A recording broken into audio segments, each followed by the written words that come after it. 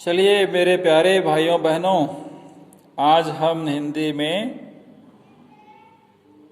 प्रश्न क्रमांक 4 का उत्तर और 5 का उत्तर और 6वां का उत्तर बताने का प्रयास करेंगे, जिससे आप लिखेंगे अपनी फेयर कॉपी में। ठीक है, तो चौथा प्रश्न देखिए क्या बोल रहा है। मोतियों की फसल वस्तुतः क्या थी? कहानी में, लोक कथा में मोतियों की फसल किसे कहा गया या बताया गया है? ठीक है, तो उत्तर लिखेंगे डेश देके। मोतियों की फसल वस्तुतः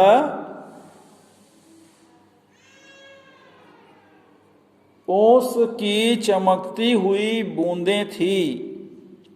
ओस की चमकती हुई बूंदें थी, पूर्ण विराम। अभी जो ओस की चमकती हुई बूंदें लिखे हैं, इसको आपको डबल इन्वर्टेड कॉमा में करना है। ठीक है, यह इस प्रश्न का उत्तर है। कभी कभी आप लोगों ने देखा होगा, ओस की बूंदें जब सूर्य की रोशनी पड़ती है तो कैसे सोने चांदी के जैसे चमकते रहती है ना। ठंड के समय में सुबह सुबह जो ओस रहती है वो घास में या किसी पौधे के ऊपरी हिस्से में ओस लगे रहती है। ठंड में शीत गिरती है, उसको बोलते हैं ओस की बूंदें, है ना। और गेहूं की फसल कब आती है? ठंड के समय में। धान के बाद कोई गेहूं लगाता है, कोई चना लगाता है, कोई तिवरा लगाता है ना। और ठंड खत्म होने से पहले वह फसल होली के आसपास काट ली जाती है। तो ओस की बूंदें क्या थी? वस्तुतः मोतियों की फसल के रूप में लोक कथा में बताया गया है। ठीक है, और इसे पवित्र फसल भी कहा गया। ठीक है, चलिए 5वां प्रश्न क्या बोल रहा है देखिएगा। रामचरण की सफलता पर किस तरह की प्रतिक्रिया हुई? रामचरण कौन था? पुरोहित राम भगत का लड़का था। क्या था? राजपुरोहित राम भगत का लड़का था। तो उसकी सफलता पर किस प्रकार की प्रतिक्रिया हुई, इसका उत्तर हमें लिखना है। तो लिखेंगे उत्तर, रामचरण की सफलता पर राजा के चाटुकार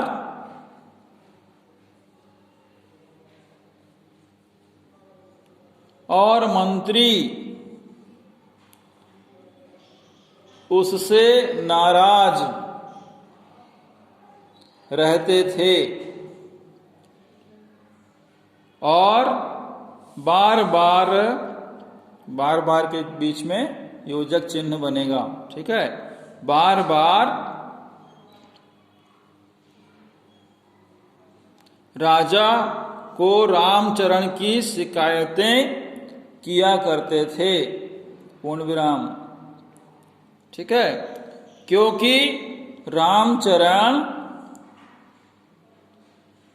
प्रजा को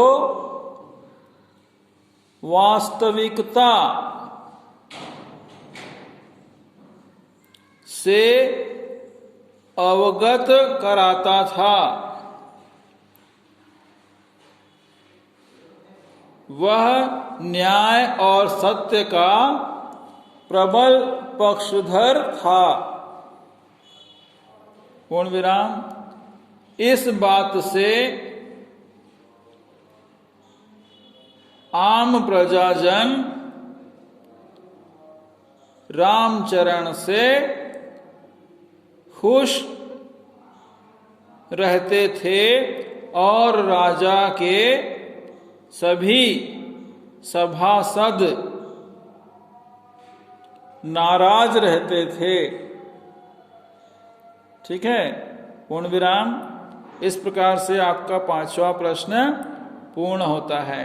तो यहाँ पर रामचरण की सफलता को देखकर जो राजा के चाटुकर होते थे, जो राजा के आसपास रहते थे उन्हें बिल्कुल भी अच्छा नहीं लगता था कि रामचरण किसी प्रकार से सफल हो, और हमें जो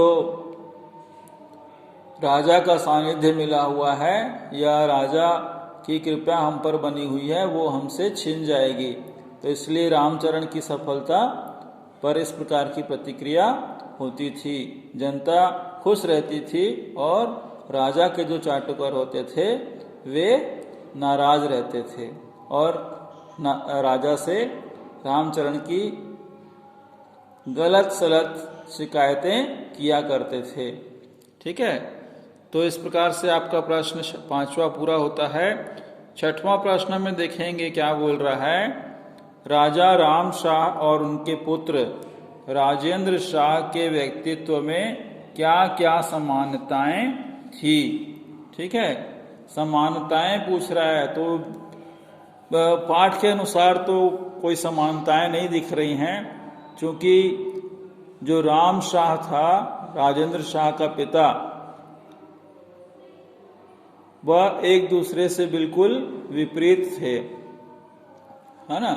तो समानताएं शब्द लिखा है इसमें, तो पाठ में कथा लोक कथा पढ़ने के अनुसार तो कोई भी ऐसी समानता नहीं दिख रही है, सिर्फ असमानता दिखाई दे रही है। ठीक है, तो इस प्रश्न के उत्तर को हम असमानता के रूप में लिखेंगे। ठीक है, राजा राम शाह और राजा राजेंद्र शाह।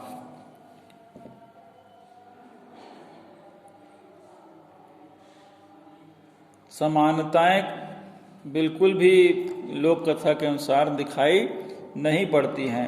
अगर इस प्रश्न में असमानताएं लिखा होता तो इसका प्रश्न का उत्तर हम अच्छे से लिख पाते, लेकिन हम असमानताओं को लिखेंगे। ठीक है,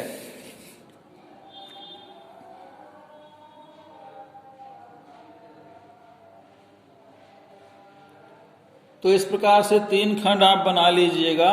एक खंड हो जाएगा क्रमांक का और 2 खंड हो जाएंगे आपके, एक तरफ राजा राम शाह और दूसरे तरफ राजा राजेंद्र शाह। ठीक है, क्रम देके लिखना है आपको। पहला क्रम लिखेंगे राजा राम शाह में वे पारंपरिक विचारधारा के पक्षधर थे। ठीक है, जस्ट इसके विपरीत आपको लिखना है। राजा राम शाह के खंड में वे पारंपरिक विचारधारा वाले नहीं थे।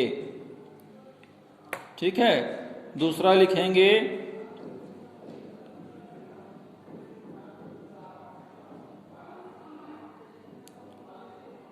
राजा राम शाह को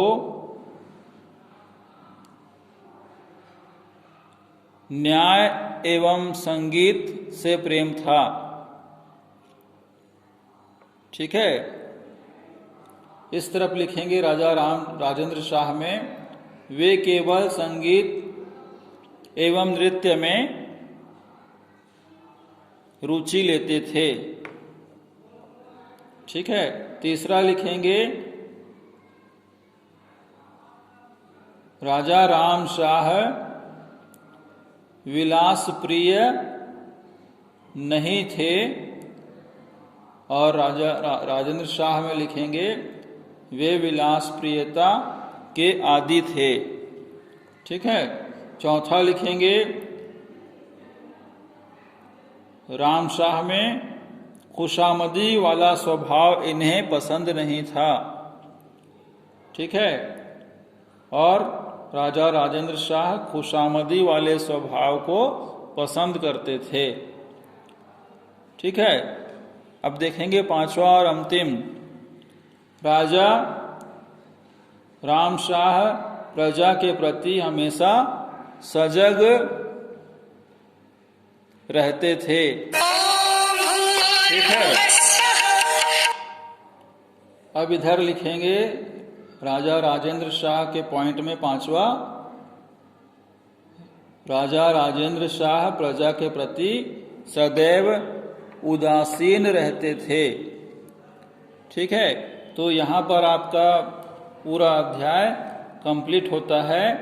आगे हम अध्याय पढ़ेंगे आने वाले दिनों में। वह अध्याय है कला तीर्थ का।